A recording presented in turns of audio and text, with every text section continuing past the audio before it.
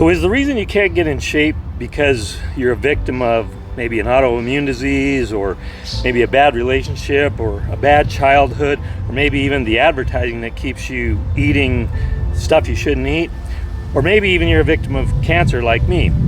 Well, watch this video and I'm going to give you an update on my recent cancer treatments, and we're going to talk about those things. So right now you can see I've got a pump attached to me. I'm actually receiving chemotherapy right now. I got a major dose put in me yesterday at the place where they provide that procedure. They hook you up to a machine, pump in about 4 different bags of different basically poisons and things to facilitate the activity of those poisons. And then when they're done, they attach this.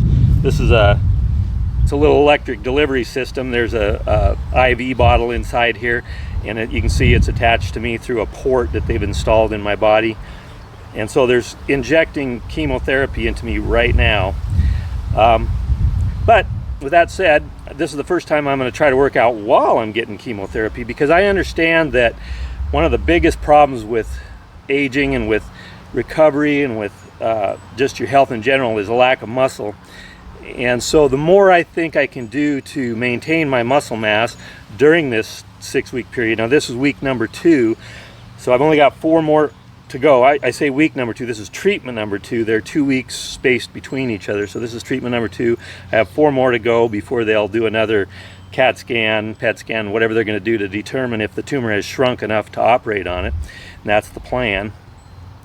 So there's a few things I'm doing, but in the meanwhile, right now I'm going to try and do 30 man makers with 35-pound dumbbells. Which doesn't sound like a lot, but if you've ever tried doing man makers, you'd see that it's quite a workout.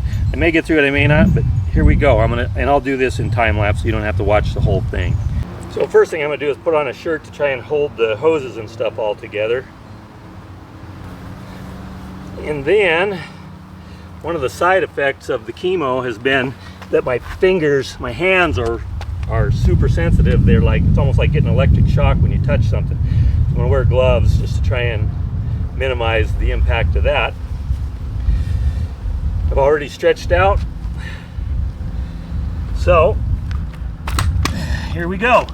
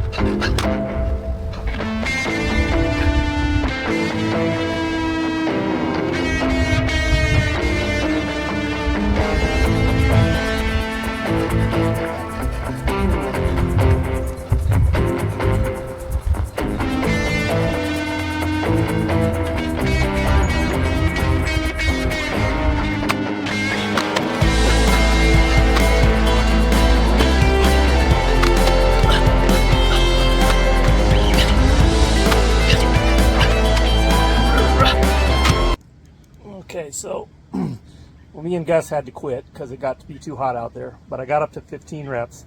So that was pretty good. I started off this video talking about the reasons why a lot of us claim that we can't get in shape, we can't get physically fit.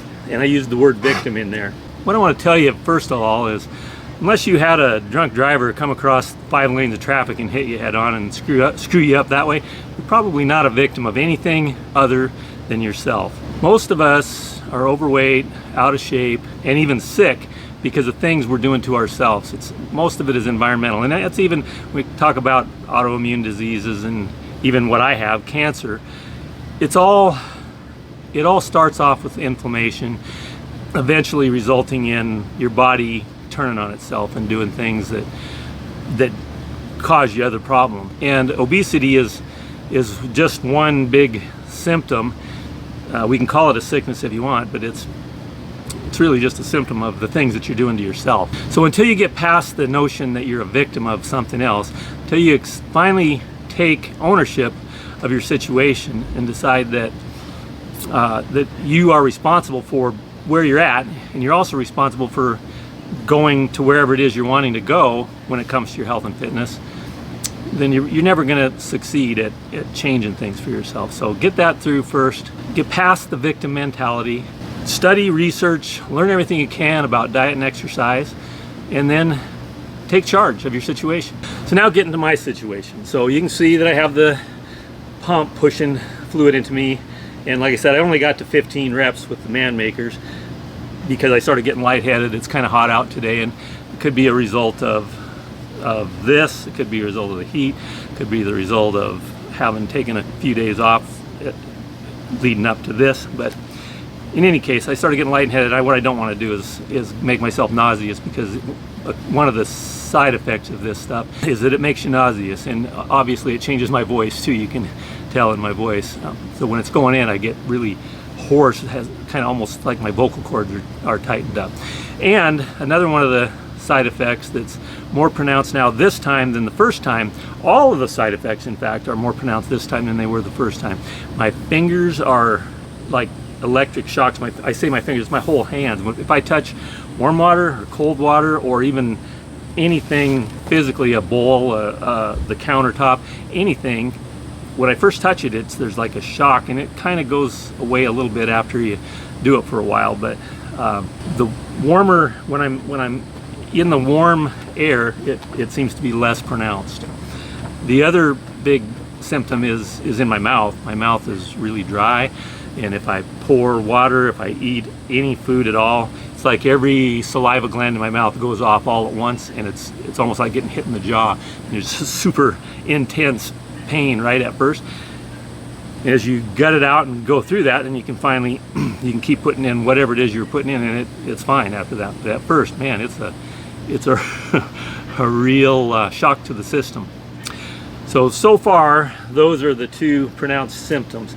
Now, last time, I get this taken off tomorrow, midday, and I actually had a little accident with this one. This time I was just getting up out of a chair, and the hose hooked on the chair and actually pulled it loose, and so I had to plug it back in really fast, so I lost a little bit of juice there. But not a big deal. Last time, the day after they removed it, was when I started having more pronounced fatigue, more issues with both constipation and diarrhea, and with nausea. So we'll see what happens this time. Included in the initial injection, when they do this at the office, they have prednisone in there, which helps kind of diffuse some of these symptoms, and then they make me take prednisone pills for 2 days afterwards. So this morning 2, and then tomorrow I'll take 2, and then no more after that. So that's probably why the symptoms start to get worse after day 2 or 3. So in any case, I've studied my entire life. I've been interested in nutrition. I haven't paid that much attention to it personally, but I've always been aware of it, and I've always spent some time dedicated towards studying it. And in recent years, in the last 10 or 15 years in particular, I've really studied and really experimented with myself with things like ketogenic diets, paleo diets, vegan diets, intermittent fasting, all of those things. But I was primarily interested in the impact of those on fat loss. Not weight loss, but fat loss. So that was my focus as I experimented with myself. And what I found was that probably the combination of intermittent fasting and a ketogenic diet were the most effective. I mean, the fat just literally, you can almost feel it sucking off your body. You lose fat quite fast doing that. I think for anyone listening with regard to what is a good diet protocol in order to lose body fat, again, that was the most effective in my own case. And I think that the main reason is, in fact, I'm sure that the main reason is the absence of sugars, the absence of carbohydrates, the absence of that form of fuel for your body. Because if that's not there, your body goes into ketosis and has to burn fat for energy.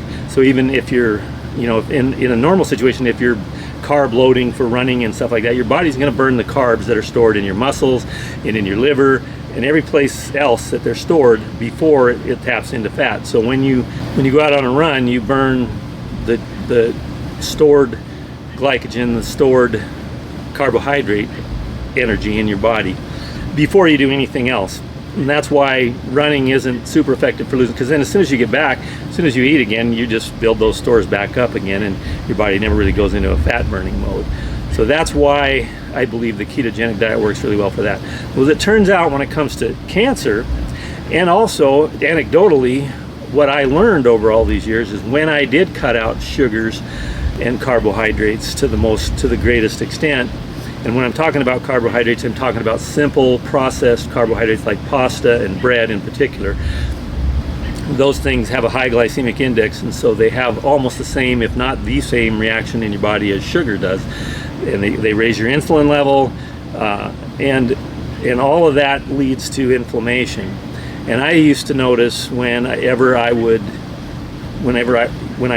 consumed a lot of that kind of stuff, I had a lot of stiffness in my knees, in my joints, a lot of pain that you could get rid of if you warmed up enough, if you exercised and stretched enough, you could get rid of that pain. But the pain was kind of always there by the time you rested for a little while.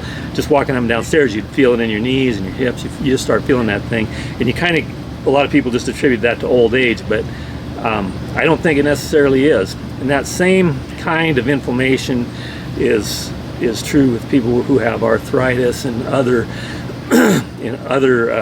like I think autoimmune, what we'll call autoimmune disorders, but things where your body is essentially attacking itself. So elimination of those things is one way you can experiment on yourself to kind of reduce inflammation. It also turns out that cancer feeds on sugar. It's its favorite fuel. So elimination of sugar is probably going to help reduce this tumor, because the tumor won't have anything to feed on. So part of my plan, part of my regimen is to eat as close to keto diet as I can, probably more along the line of what we'd call paleo. I'm just eliminating processed foods from my diet and eating mostly a high protein diet to help maintain my muscle mass. And then my carbs are going to come from primarily vegetables, fresh vegetables, and that's going to be it. And that should, I believe, I already notice, again, I have less inflammation even with all this going on. I have less inflammation in like my knees, particularly my knees. My knees have always been kind of a sore spot for me. They're great right now. So again, as far as an update goes, I feel a little more tired, and I'm feeling the effects of the chemistry a little bit more in some places, like my fingers and my mouth. And we'll see what happens as I'm off the prednisone tomorrow, and we'll see how it goes. I'll post again probably later this week, or I may wait until next Monday, where I've had a whole 7 days from the first injection of my second round. And again, I've only got 4 more to go, and then probably we may be at the point where we can get this out of me and recover from that and go on with life. So keeping my fingers crossed. I appreciate all the comments. I appreciate all your input. And again, if you're getting value from these videos, please share them with your friends and like it. And of course, subscribe, because it helps me put out content. And again, thank you for watching.